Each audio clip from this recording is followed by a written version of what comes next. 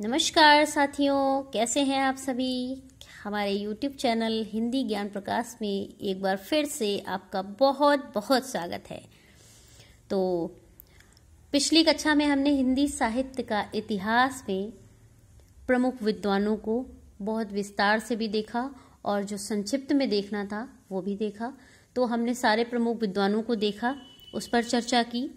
और हमारी आज की जो कक्षा होने वाली है, जो आज का हमारा टॉपिक है, वह हिंदी साहित्य का इतिहास का बहुत ही महत्वपूर्ण टॉपिक है। तो आप लोग इसको बहुत ध्यान से समझेंगे। आज का हमारा जो टॉपिक है वो काल विभाजन। काल विभाजन तो चलिए देखते हैं। समय के आधार पर इसको क्या क्या नाम दिए गए हैं। आदिकाल, पूर्व मध्यकाल, उत्तर मध्यकाल और आधुनिक काल, जो समय के आधार पर इसका नामकरण हुआ है।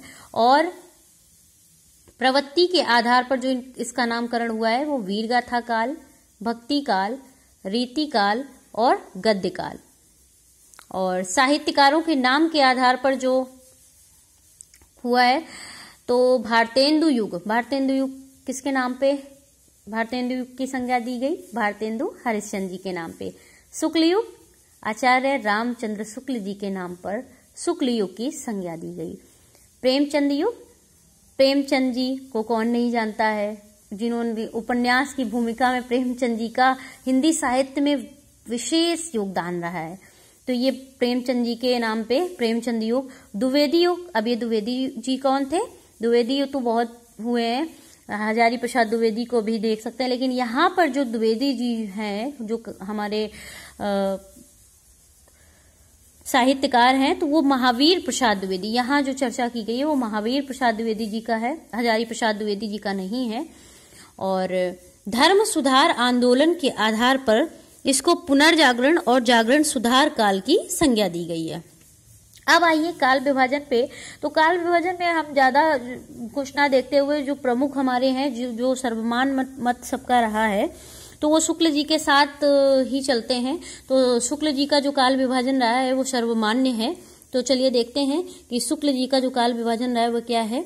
तो इन्होंने वीरगाथा काल का जो समय बताया है वो 1050 से 1375 विक्रमी संवत। अब ये चीज आप लोग बहुत ध्यान से देखेंगे कि विक्रमी संवत यहाँ पे ईसवी सन नहीं कहा गया। 1050 से 1375 विक्रमी संवत। और जब हम इसको ईसवी सन में निकालेंगे तो -57 कर देंगे। आप लोग जानते होंगे कि -57 कर देने से ये ईसवी सन में आ जाएगा। और भक्ति काल जो है, भक्ति काल का समय शुक्ल जी ने बताया है 1375 ईस्वी से 1375 से 1700 विक्रमी संवत। रीति काल का समय जो रहा है 1700 से 1900 विक्रमी संवत। आधुनिक काल का जो समय रहा है वो 1900 प्लस, यानी 1900 प्लस, 1900 से अभी तक, अब तक का जो समय है वो आधुनिक काल का है। अब जो आदिकाल के जो और नामकरण हुए हैं, किसने किसको आदिकाल को कौन कौन सा नाम दिया है, तो उस पर भी थोड़ी चर्चा करते हैं हम। तो आदिकाल को आदिकाल किसने कहा? हजारी प्रसाद द्विवेदी जी ने कहा। यहाँ से प्रश्न जरूर बनते हैं, ये बहुत महत्वपूर्ण टॉपिक है, तो आप लोग इसे मेंशन जरूर करके रखेंगे। आप लोग इसके नोट्स भी बनाएंगे और आप लोग खुद से ही नोट्स बनाएंगे। ऐसा नहीं है कि आप लोग स्क्रीनशॉट ले लेंगे और बस हो गया काम। आप लोग भले समझ रहे हो, वीडियो पूरा देख रहे हो, बट आप अगर फिर आप अपने आप से अगर आप नोट्स बनाएंगे तो आप जहां तक पहुंचेंगे तो वो एक अलग बात है। जैसे आप खुद से नोट्स बनाएंगे ना तो आपके माइंड में चीजें सेटअप हो जाएंगी, और जब आप दोबारा एक बार रिवाइज कर लेंगे ना इसको, तो बहुत जल्दी से आपको याद हो जाएगा। और अगर आप स्क्रीनशॉट ले लेंगे तो आप शायद वहां तक नहीं पहुंच सकते हैं। तो इसलिए आप खुद से नोट्स बनाएं, तो इसमें आपको बहुत हेल्प मिलेगी। तो और ये जो मैंने, ये कोई एक किताब से लिखा हुआ नहीं है, जो मैंने ये एक तरीके से कह सकते हैं कि सार जो एकत्र किया है, बड़े जतन से मैंने कई किताबों से जो सार लेकर के मैंने ये एकत्र किया है, नोट्स बनाया है मैंने, तो बड़े जतन से ये एकत्रित किया गया है। इसलिए आप लोग बहुत ध्यान से इसे समझ लें और मेंशन कर लें तो ज्यादा अच्छा होगा। और तो चलिए आगे देखते हैं। आदिकाल को आदिकाल हजारी प्रसाद द्विवेदी जी ने कहा, और आदिकाल को सिद्ध सामंत काल किसने कहा? राहुल सांकृत्यायन जी ने। आदिकाल को संधि एवं चारण काल किसने कहा? डॉक्टर राम कुमार वर्मा जी ने। आदिकाल को चारण काल किसने कहा?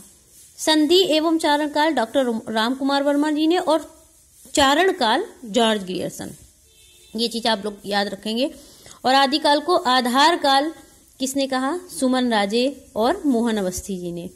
अब यहाँ से एक चीज देखिए आप लोग कि प्रश्न यहाँ से ऐसे बन जाता है कि आदिकाल को मान लीजिए आपको कवियों के नाम दे दिए गए, किन दो कवियों ने, किन दो साहित्यकारों ने आदिकाल को चारण काल माना है, तो आपको नाम दे दिया जाता है दो अन्य कवियों को, दो दो करके पेयर में। तो उसमें आप लोग याद रखेंगे चारण काल किसने किसने माना है? डॉक्टर राम कुमार वर्मा जी ने और जॉर्ज ग्रियर्सन ने। तो यहाँ से प्रश्न ऐसे बनते हैं। अब आदिकाल को आधार काल किसने कहा? सुमन राजे और मोहन अवस्थी जी ने। आदिकाल को अपभ्रंश काल किसने कहा? बच्चन सिंह गुलेरी और डॉक्टर धीरेन्द्र वर्मा जी ने। आदिकाल को उद्भव काल किसने कहा? वासुदेव सिंह जी ने। आदिकाल को संक्रांति काल किसने कहा? राम प्रसाद मिश्र जी ने। आदिकाल को अंधकार काल किसने कहा? राम शंकर शुक्ल रसाल। रमाशंकर शुक्ल रसाल नहीं है, राम शंकर शुक्ल रसाल है, तो आप लोग इसको भी ध्यान रखेंगे। तो चलिए आगे देखते हैं।